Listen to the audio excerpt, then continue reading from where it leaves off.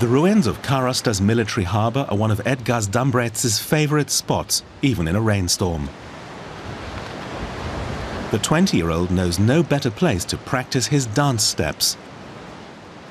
Many of the protective walls date back to Tsarist times. Later, the Soviet Navy continued to use the base. After Latvia became independent, more than 25,000 soldiers were pulled out of Karosta. Many people who live here just want to get away. The young people look at their parents and think, I don't want to live like that. They just want out of Karosta. In front of the splendid Orthodox churches, the Soviet-era prefab houses look all the more dilapidated. 7,000 people live in Karosta because it's cheap.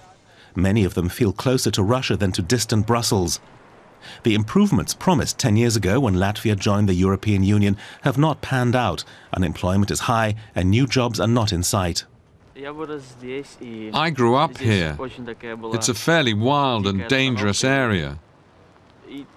Sooner or later you have to decide, do I want to get stuck here like most people, or do I want to find my way out of here? Edgars' way out after EU accession took him to Britain, where he worked as a labourer on a chicken farm. About 200,000 Latvians have emigrated. Many of them work in Western Europe in construction or farming. This is the steelworks in nearby Liepāja. There was always work at Metallurgs until the plant went bust weeks ago. Now more than 1,500 people are out of a job. A skeleton crew is keeping the plant functional. They hope to find an investor to revive it. The introduction of the euro means greater competition in the steel market. I won't find work again soon, so many of us are unemployed. But now there'll be even more. I guess I'll be spending time sitting around at home. The Employment Office holds English courses for laid-off metal workers. Many intend to look for work in other European countries.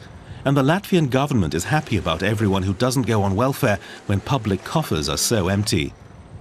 Uldis Pilens, by contrast, is confident that the euro will bring good, though he knows 2/3 of his countrymen would prefer to retain the old currency, the lat. Pilens manages a large construction company that builds all over Europe.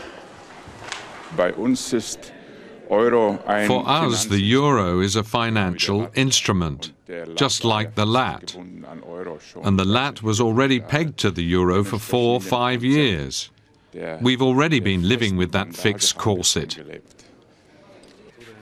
The Latvian entrepreneur who studied in Weimar in Germany says economic freedom of movement in the EU is what has made him successful. 60% of his orders now come from outside Latvia, including for the heat and power units he produces in his factory in Liepāja. In the dismal housing settlement in Karosta, Edgars and his friends are afraid that the new money will just mean faster inflation. Many people here are already poor. After the 2008 crisis, Latvia cut social services drastically, thereby also fulfilling the Maastricht criteria for joining the Eurozone. There's no money for social workers or a youth club. Those who try to offer something to get young people off the streets do it as volunteers. I could have just left. A few times I wanted to, and we can travel within the European Union. But I always recognized that this is my place, the place I belong. Here I can do what's important to me. Edgars dreams of a bright future in Karosta too. He'd like to become a police officer when he's finished school, with a secure income in euros.